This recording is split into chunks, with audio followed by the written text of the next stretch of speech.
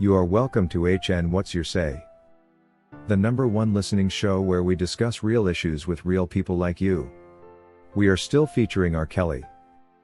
Real name Robert Sylvester Kelly. Also known as the R&B King. As early as 2019, R. Kelly was sued by a woman who goes by the name Heather Williams, who claims he sexually accused her in 1998 when she was 16 years old. In April of the same year, without allowing already embattled R&B singer R. Kelly time to make himself available in court so as to defend himself from these accusations, the Illinois judge instead issued a default judgment against R. Kelly after he failed to appear in court. Remember, in our previous episodes, we did give reasons as to why R. Kelly was not able to make it before the court of law in his defense, citing the COVID-19 restrictions which barred movement of inmates. R. Kelly was also generally swamped with the already ongoing indictment where government had smuggled charges alien to his case and could not serve two masters at the same time. His attorney's visits alone were restricted, leaving him completely deprived of sharing time so he could get the legal advice he needed. Strategically, Heather Williams' lawyers made sure to strike at a time when R. Kelly was not going to be able to attend court, such that they could secure an automatic landslide verdict which would make her a millionaire by the day. Without shame, Heather Williams' attorneys demanded that she be compensated to a tune of $4 million, and shamelessly asked that his music royalties be directed to her bank account to allow her collect her bounty. A couple of months back in 2023, this rather unfair default judgment was vacated by the court after R. Kelly's current attorney Jennifer Bonjean contested it. Today we are happy to announce the good news that the appeal court has also sided with R. Kelly on this matter, meaning R. Kelly will no longer have to worry about the possibility of compensating this $4 million in an inflated compensation plan. The details of this move by the Court of Appeal can also be found on attorney Jennifer Bonjean's Twitter page, where she could not help but post the rather exciting news. This step is symbolic considering R. Kelly still has two major appeals to deal with. The New York and Chicago appeals are just around the corner and will commence soon. If he continues with this trend of winning his appeals, R. Kelly will soon be a free man, as he should be.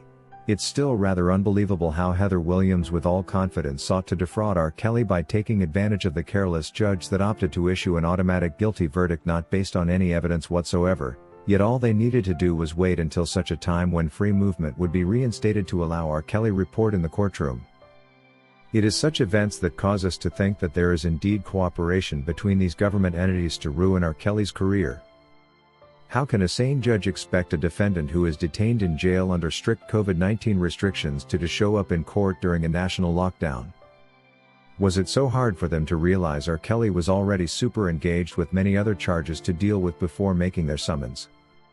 Unless this was done with malicious intention to frustrate him even further than the New York and Chicago indictments already had. Learning that the appeal court has finally brought this move to defraud R. Kelly to an end makes not only his supporters and fans happy, but also any citizens who strongly believe in the rule of law. The interest of many who support R. Kelly is not that he be found innocent without legal basis. The argument is that if he must be found guilty for any said crime, there must be proof in form of dependable evidence and not just hearsay. His case being criminal in nature requires that the plaintiff proves defendant guilty beyond reasonable doubt.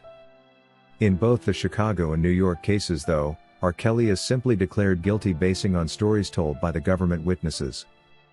This is not any different from default guilty verdicts as the one which was granted in favor of Heather Williams. All the judge required was a bad feeling about him and bang. Another guilty verdict. The level of unfairness and impunity while these authorities penalized R. Kelly with no evidence is visible. Plain sight is in excess. Even if they hated R. Kelly so much, all they needed to do is level the playing field and allow him an opportunity to put out a defense for himself. Instead, the government together with the Bureau of Prisons connived with bloggers to leak R. Kelly's prison communications and use the information to tamper with witnesses. And this was after denying R. Kelly bail for no good reason, claiming he had ideas to flee the country. The New York judge Ann Donnelly gave a blind eye as highly prejudicial jurors joined the panel even in cases where they confessed and promised to prejudice R. Kelly. The DOJ looked on while charges such as the RICO Act, the Mann Act and forced labor that did not apply to R. Kelly's case were added to his indictment. And the same DOJ looked on while their trial judges issued guilty verdicts even when the charges were simply not applicable to the case against R. Kelly. As if that was not enough, old cases from decades ago were also brought back beyond their statutes of limitations and R. Kelly was retried for the same. Looking at all the injustices against R. Kelly, it's not surprising that the verdicts are already getting reversed at appeal level. If anyone had to predict what will transpire at appeal level, they cannot be wrong to say R. Kelly will soon be a free man after all these bogus charges that were not backed up with evidence have been dropped. According to Malik, I am glad we have started winning. This is the perfect confirmation that R. Kelly has since been persecuted for no good reason and his rights violated in many ways.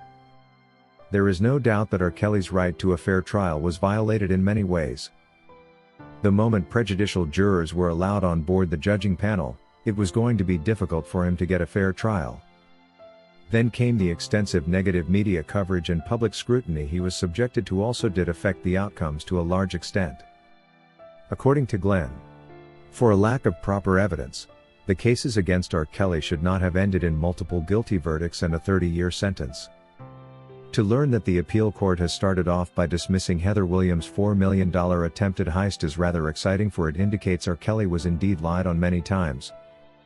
This woman and many others who wrongly accused R. Kelly of this and that can now observe karma get into action. Anyone who deliberately gave false witness against R. Kelly ought to repent their sins, because what's coming is going to be strong. If you wish to take part in a live interview on this channel discussing any of these topics, let us know by emailing us on sashahnnewsroom@gmail.com for scheduling. That is all we had for you today on HN What's Your Say? To keep updated whenever we post a new video, subscribe to this channel now. Also remember to hit the bell icon and enable notifications. And feel free to share your opinions with us in the comment section below, and let us know if you would like us to publish your views in our next release. We value all our subscribers' opinions.